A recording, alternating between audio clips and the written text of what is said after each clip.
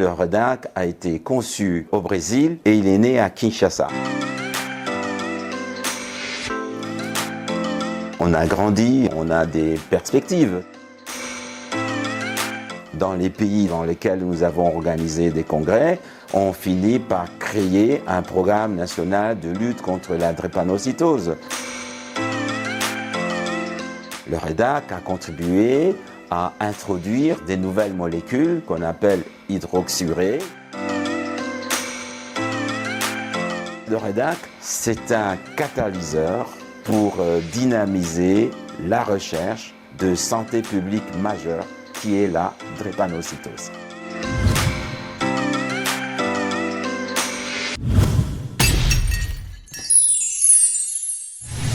Le REDAC est né parce que les acteurs africains qui s'occupaient de la drépanocytose se sont rendus compte qu'ils n'avaient pas d'occasion pour échanger entre eux sur cette maladie qui pourtant constitue un grand problème de santé publique en Afrique.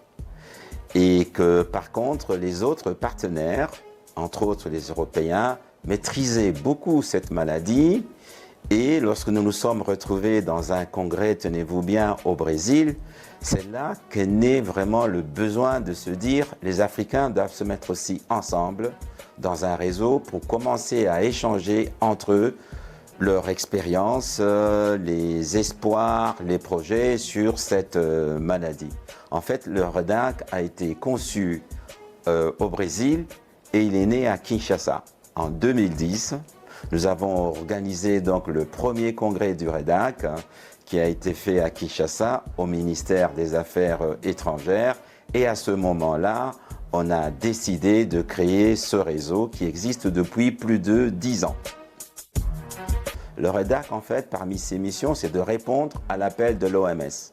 En ce qui concerne les pays africains, l'OMS a sorti un document qui s'appelle « Stratégie pour la drépanocytose de la région africaine ».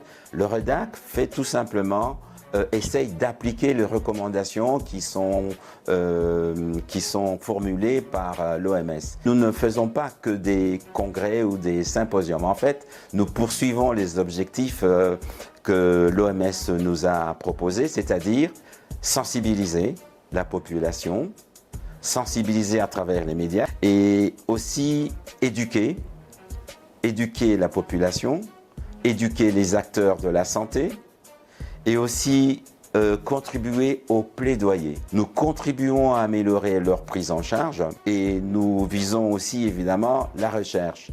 La recherche, pourquoi? Parce que la recherche, c'est répondre à un besoin de la population. Mais en ce qui concerne les actions, si vous voulez, dans le domaine de la science, c'est que le REDAC, au début, nous avons prôné surtout pour une étape que propose l'OMS, c'est le dépistage de la drépanocytose.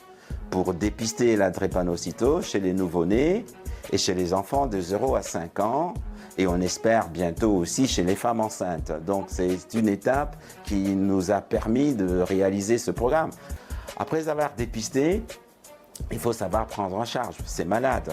Le REDAC a contribué à introduire des nouvelles molécules, comme une molécule qu'on appelle hydroxyurée, qui est une des molécules qui permet d'atténuer les complications, d'améliorer le standing de vie de malade qui est atteint de la drépanocytose et d'améliorer aussi son espérance de vie. Alors, il y a un autre défi qui est majeur.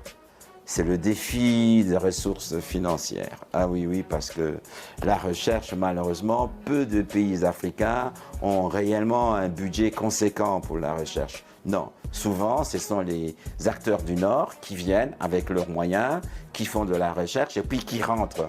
Et puis, il faut y croire. Il faut y croire dans un avenir, il faut croire dans un avenir meilleur.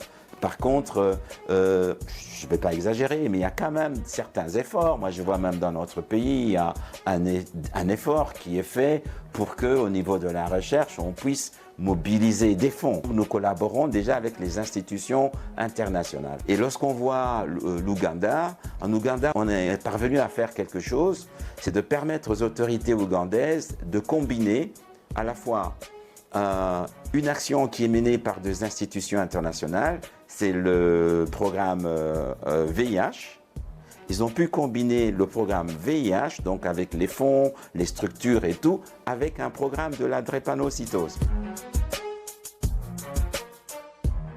Nous avons quand même, en général, une série de sponsors qui sont des firmes importantes qui s'intéressent à la drépanocytose ou aux maladies du sang.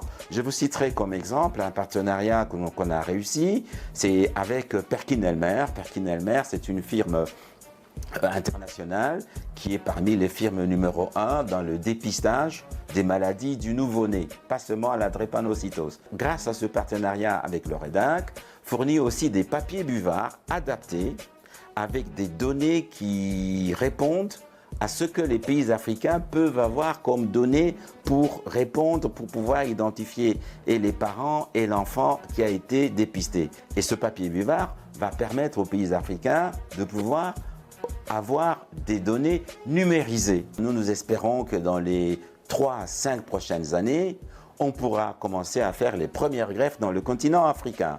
Que ce soit probablement au Nigeria, en Tanzanie ou en RDC, mais ça sera des actions complémentaires. Par exemple, nous, en RDC, nous pourrions être le centre qui va faire ce qu'on appelle la compatibilité HLA. C'est une technique assez élaborée, nous sommes en train de former du personnel à cela et on pourrait faire la compatibilité, mais la greffe pourrait se faire par exemple en Tanzanie, comme font les pays européens, ils travaillent en synergie et en complémentarité entre eux. Le leitmotiv du REDAC, c'est que nous disons les bonnes intentions, oui, mais nous préférons les actions.